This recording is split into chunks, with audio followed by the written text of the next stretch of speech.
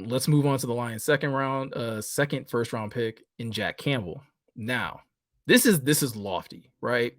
And I had to look at this one because I heard a couple people say, and I was like, that's really lofty when you look at what Luke Kuechly was for the Carolina Panthers. And it's not so much what Luke Kuechly was for the Carolina Panthers. You kind of have to go back to his Boston College tape. And when you go back to that tape and you look at what Luke Kuechly was doing, the one thing that Jack does amazing. And I was very impressed when going through his tape, looking at what he does very well, and that's dropping coverage. Jack is an amazing zone coverage linebacker for Iowa. There's not a lot of times where Jack isn't in the right zone, or he isn't like doesn't have his eyes in the right place when he's dropping into zone. There's not a lot of throws that you see that opponents make against Iowa where that's over the middle, because typically Jack has dropped into the right like passing lane and he has his eyes on the quarterback, and he's doing the right things that you should be doing as a middle linebacker in coverage. And when you look at Luke Kuechly, that's what Luke Kuechly did really well. He was very good at um diagnosing the passing game and being able to go out there and um be disruptive, be able to create turnovers, be able to get interceptions, and be very disruptive in the passing game. Another thing that Jack does really well that is again very similar to Luke Kuechly, um, when Jack sees a play develop, he can be very quick to attack and be able to get to a running back and to be able to make a tackle for loss, or to be able to even not even maybe if he doesn't make the tackle for loss, to be able to stretch a play out so that others can come and gang tackle and keep a running back from limiting their overall rushing yards in that situation. I will be honest, we'll get to this in the floor. I wish he did it more, but there's still enough flashes there here and there where you're like, okay, it happens. He can see things, he diagnoses them really well. And I think that's again both a benefit and a hindrance to what um Jack Campbell is that, like, in one sense he's really smart. He's very smart, he's very analytical. You can tell that he understands what's supposed to be happening on the field. There's not a lot of tape where again he's out of position. It's more so like teaching Jack to trust what he sees, and if to trust the studying and the preparation he's put in so that he can be faster on the field. Um, Really quick, shout out to D Williams. He says, "Yo, Meko, I think Gibbs' floor is DeAndre Swift." I think if you get DeAndre Swift, that's an amazing floor. In all honesty, um, I will say there are very similar things that again as a runner. So there are, and it's like good and bad. If there were things that you hated about DeAndre Swift as a running back, right? If you didn't love the fact that he didn't always hit the hole consistently, you're gonna have those same complaints about Jahmyr Gibbs because Jahmyr Gibbs doesn't do it consistently. Now, I forgot to say this when talking about Jahmyr Gibbs. Everything that I have a problem with Jahmyr Gibbs in the running game, I have to add the caveat that Alabama's offensive line was terrible last year. Probably the worst offensive line that I've seen Alabama have as far as from a running game standpoint. You do not see a lot of push. So while again, Jahmyr needs to be better in being able to hit holes or to like maybe even be able to stretch plays out or break tackles, there's also a great amount of of critique of criticism. Thank you. That's the word I'm looking for. There's a great amount of criticism that needs to go to Alabama's offensive line for not creating lanes for him, for not driving guys or getting up to the second level to be able to um, make it easier on Jahmyr to be dynamic um, in the running game. And I think that's even something similar with Jack, where if there's criticism on Jack Campbell's game, if there are issues that you're seeing with Jack Campbell in his game, it's not just the fact that like Jack's not playing well. There are times when his defensive line is not helping him out in a sense of again occupying blocks well. They're allowing guys to just get to the second level, and they're not like it's one thing if you're going to let a guy get to the second level, but you make the tackle for loss. It's another thing when you've let an offensive lineman get to your linebacker and you're nowhere near the play to be able to make a play on the football, whether it's the quarterback or the running back. In those situations, it's kind of a fail as a defense as a whole. And so again, the same thing with Jahmyr Gibbs, where if he's not being as dynamic as I want him to be, in on the offensive side of things, it's not just Jahmyr Gibbs' fault. It also is a critique and a criticism of that offensive line because they're not as dominant as I'm used to seeing Alabama offensive linemen be. Um, Again, we're talking about Alabama being a school that typically churns out, first round tackles, first round guards, or at least guys that are going to get drafted. You watched last year's tape, not a lot of great offensive linemen in Alabama that last year. Not a lot of guys that are really like manhandling guys and making it easy in the run game. Pass game, I can't say, right? I don't think Bryce Young got sacked a whole lot, so maybe they're really solid in the pass game. But running and run blocking, again, I'm used to Alabama doing so much more in the run game. I mean, again, they've churned out so many top tier running backs or so many running backs that get drafted high because of how good that offensive line is.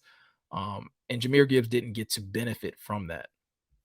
Um, but yeah, going back to Jack Campbell, like I said, the things that remind me most about Jack, or that I can see between Jack and Luke, is coverage ability. So I think that is one thing that we won't have to, be concerned about with Jack when it comes down to like if he, well, not if, when he's starting day one, he won't be a liability in zone coverage. Now, what they tried to do with him in man, I think that would just be bad coaching, right? If you're going to put Jack Campbell in a man-on-man situation with a running back or an athletic tight end, that's your fault as a defensive coordinator, Aaron Glenn, because that's not his strength, and you have enough DBs to not put Jack Campbell in those situations.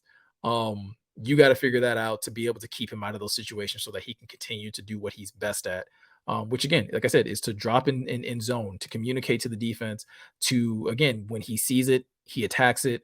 Um, and again, from just like an emotional leadership standpoint, from everything that you've heard, I'm sure everything that you've read about Jack Campbell, the one thing that comes out is character, and I feel like that was something that Luke Kuechly very much had. And I think when you have that, it makes it easier not only for you to hit the ground running from a leadership standpoint. I think Jack is going to improve quicker and more efficiently than maybe some other rookies, just because of the type of like approach that he takes to leadership. Um, with that said, like I said, with every ceiling there has to be a floor. So what is Jack Campbell's floor? Um, you may love this, you may hate this. I don't know. I'm gonna say it's Alex Anzalone plus. Like he's a slightly better at his worst. He's a slightly better version of Alex Anzalone, and it kind of goes back to what I was saying as far as coverage. He'll be much better in coverage than Alex Anzalone ever was. From a zone standpoint and just being able to know where he's supposed to be on the field from a defensive perspective. But the other things that make him Alex Anzalone that are not so good, that again brings this to his floor, is that while I said Jack can be quick to analyze and diagnose plays, there's also a number of times on tape where you'll see that he's very slow to do this.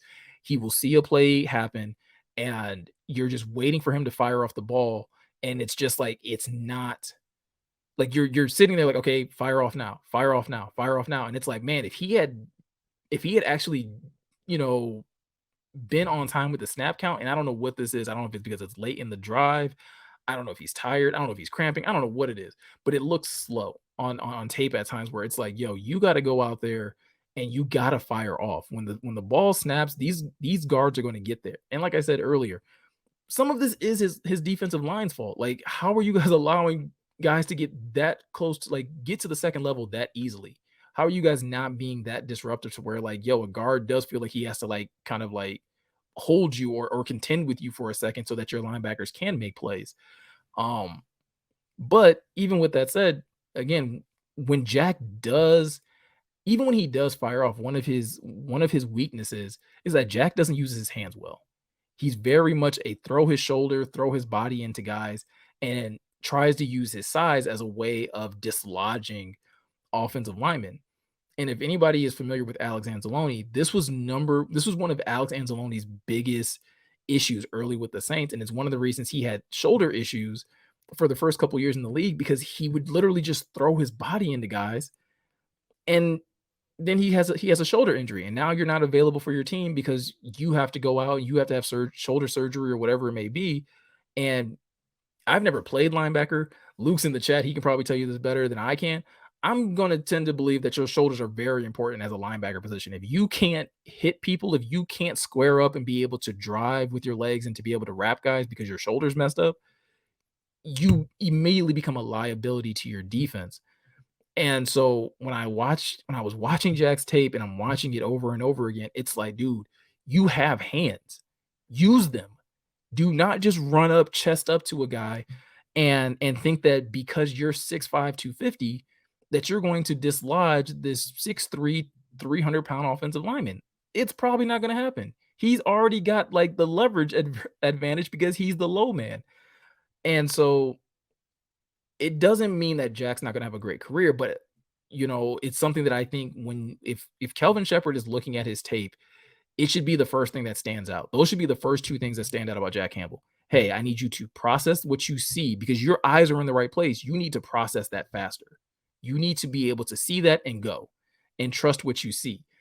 And secondly, when you get there and if someone is in your way, you have to attack with your hands and be able to move people out the way. Do not throw your body into it because all the offensive lineman is going to do is throw his body into you and he's going to knock you down, which you will see Jack on the ground quite a bit because an offensive lineman or a tight end has dislodged him from his feet or simply just again because Jack's throwing his body, they're allowing him to fall.